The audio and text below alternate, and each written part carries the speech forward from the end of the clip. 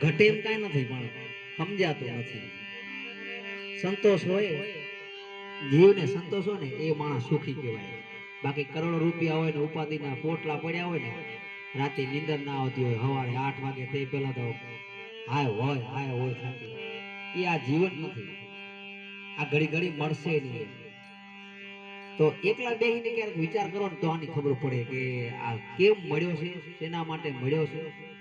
હા, આપણે સંસારમાં છે બધું કરવું પડે, છોકરા સંભાળવા પડે, વ્યવહાર કરવો પડે, પણ થોડો ઘણો જે ટાઈમ મળે એમાં ભક્તિ કરવાનું સંતો કીધું છે. સમરણ ભજન ગાય એ બીજું છે, સમરણ કરવાનું કીધું એ પણ ભજન બીજું છે. તો આ આત્માની મુક્તિ થાય એ ભજન કરવાથી થાય, ભજન ગાવાથી નહીં. અને ભજન જો લાગી જાય ને તો પાછું કામ થઈ જાય છે. પણ એની ટેક હોય, આપણા ગુરુ મહારાજ આપણે સમજાવતા હોય, એની રીતિ રિવાજ સમજાવતા હોય, એનો ટાઈમ સાચવો પડે. આપણને કંઈક ટેક આપી હોય તો એ ટેકનું પાલન કરવું પડે. જો ટેકનું પાલન ના થાય ને તો પછી ભજન તમે ગમે એટલા રાતના અહીંયા 8 વાગ્યાથી કરીને સવારના 6 વાગ્યા સુધી બેસો ને તોય કઈ ભજન લાગવાનું નથી. તો ભજન માટે બધાને, મારે તમારે બધાને થોડું વિચાર કરી અને રેક ટેક બધી પાડવી પડે. અને જ્યારે જ્ઞાન થાય ને તો પાછું ભજન થાય, અને ભજન થાય ને તેકડ પછી આત્મા રીજે. તો જ્ઞાન વગરે પણ ભજન આપણે થાય તો એ પણ એ એટલું બધું લાગણીપૂર્વક નથી આવતું.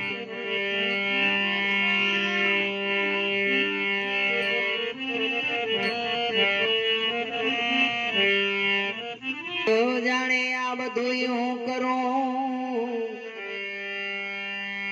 માનવ જાણે આ બધું હું કરું, આમાં કરતન દૂજો કોઈ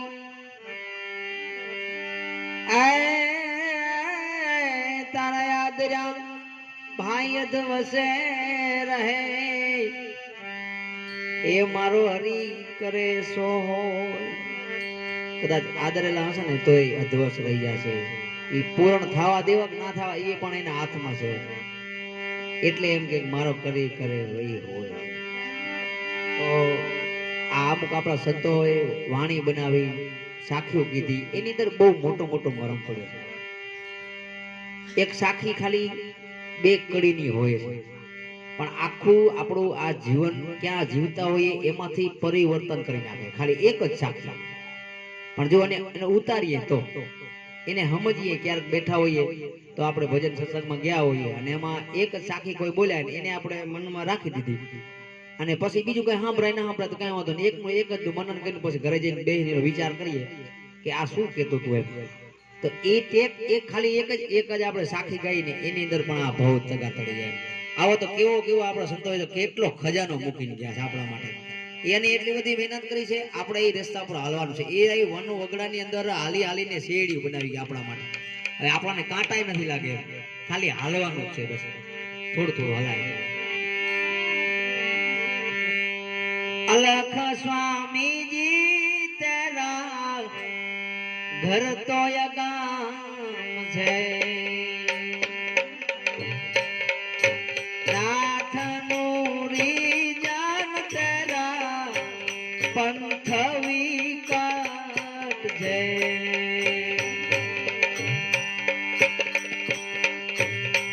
માંડરે પોતે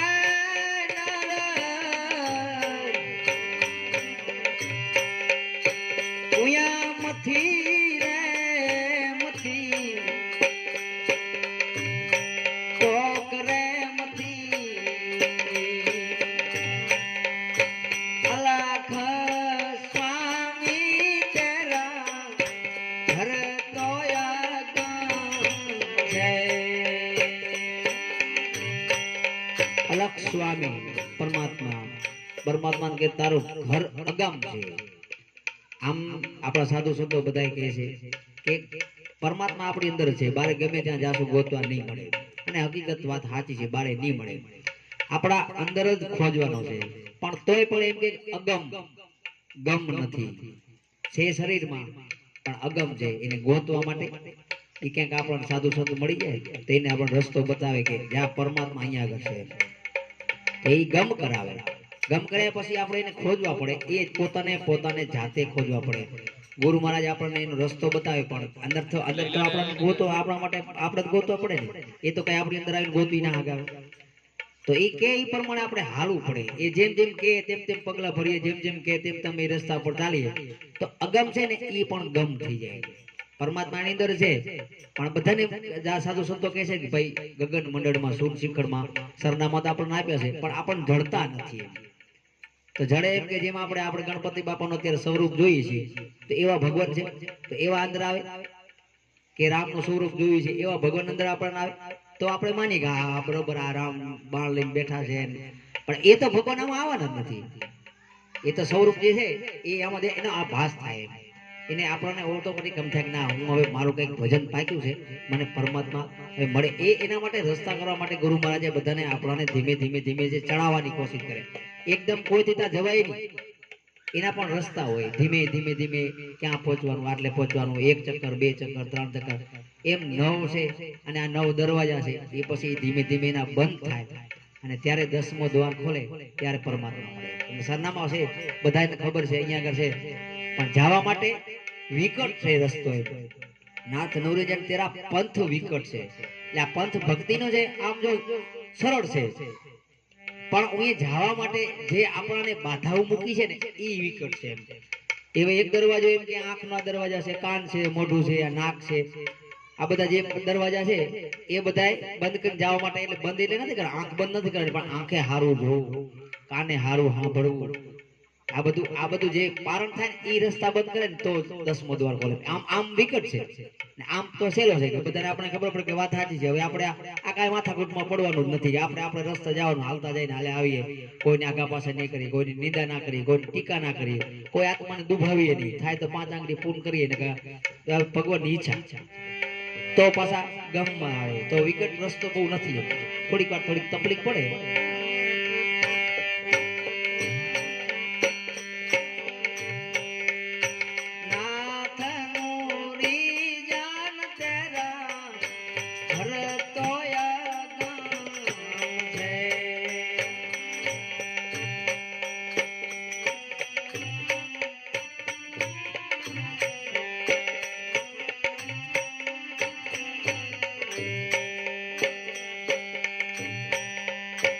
સરસ્વતી સમરો માતા શારદા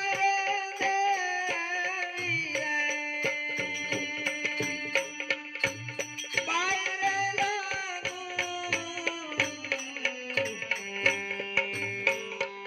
એ ગરવા ગણપતિ ગુણ રે પતિ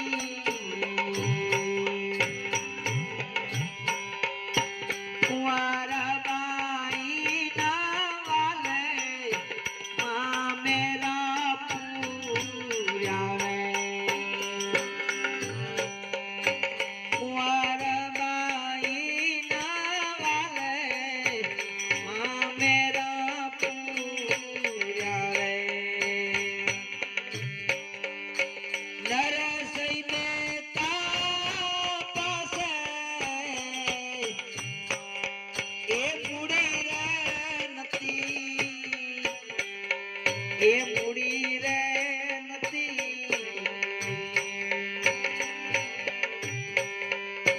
નાથ નોરી જાન તેરા પંથ વિકટ છે.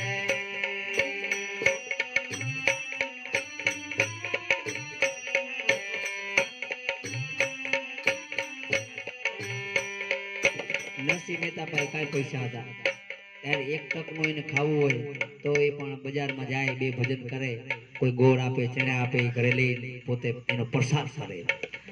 પણ એમના મારા વાલાએ કેવા કામ કર્યા જુઓ. મામેરું પૂર્યું કોઈ ના પૂરી શકે એવું એમ. આજે આપણે ગમે એટલું મામેરું કરીએ ને તોય પણ એના જેવું ના થાય. હવે એના પાસે કાંઈ નતું, પણ એને વિશ્વાસ હતો તો એવું આ એના ભગવાને એવું મામેરું પૂર્યું. આપણને ત્યાં કેવું છે, વિશ્વાસ નથી. હું કરું છું, હું જાય તો થાશે, હું હઈ તો થાશે, અહીંયા આગળ અટક્યું છે ગાડવા. પણ એને એવું કાંઈ નતું, એમ કઈ કામકાજ આમ તેમ પડે ને એમ કે નરસિંહ મહેતાને એમ કે ભગત બે ભજન વાણી કરો ને તો મજા આવે આટલે બેહીને. તો કોક વાણિયા એમ કે કાંઈ વાંધો નહીં ભગત, તમારે જોવે તો થોડુંક શેરે અનાજ તમને આપી દો, પણ 2 વજન તો વાણી સંભળાવો તો બપોર થઈ જાય તો વાંધો ના આવે, 4-5 વાણી કરી નાખે. હવે પછી જે મળે જે દે એ લઈને જાય એમ બોલો. પણ એના મામેરા પૂર્યા ભગવાને એને આખી નાગર નાથ જમાડી, સોનાના પાત્ર આદિ દે ભગવાને એ કે હવે તમે લઈ જાઓ, માર નથી જોતા. કેમ કે પોતે માયામાં ન થાય કે કામ જે કરે છે બરાબર, મારે જે કરવું છે એ પરમાત્મા કરી જાય છે, પછી મારે ઢગલાને શું કરવો? પણ એને વિશ્વાસ કેટલો હતો.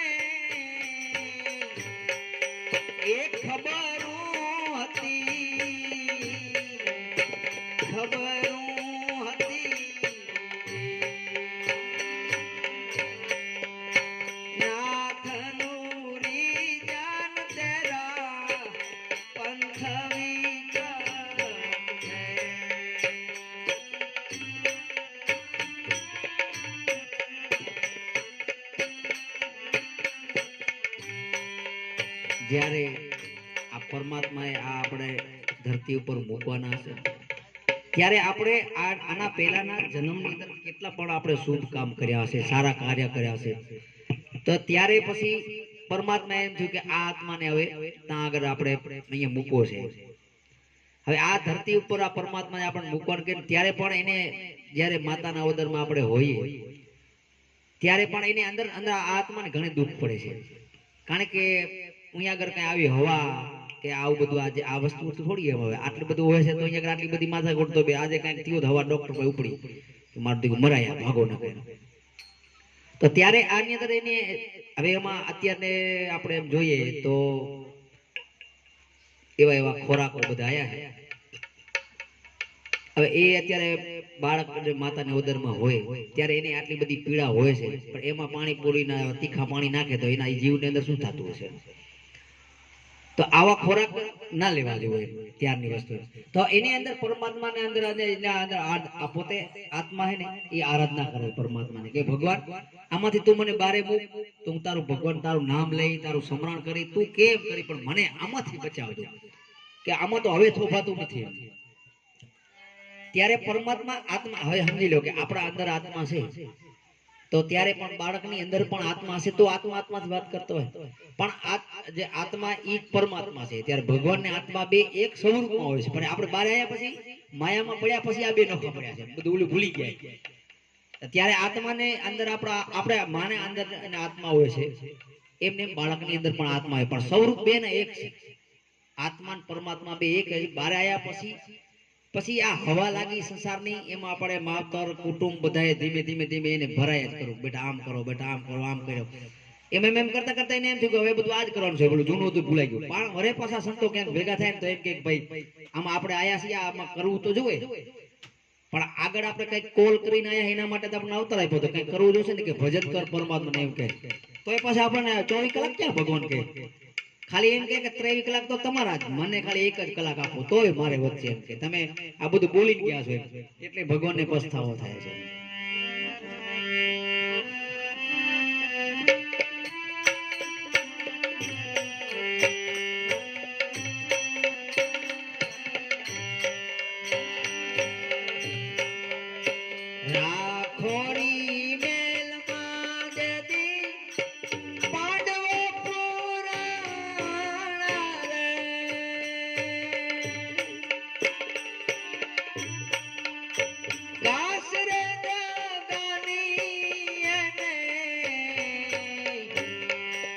એ ખબરું હતી એ ખબરું નથી ભેગા બે હાડી વાલે એ ભોર વીરે ના બે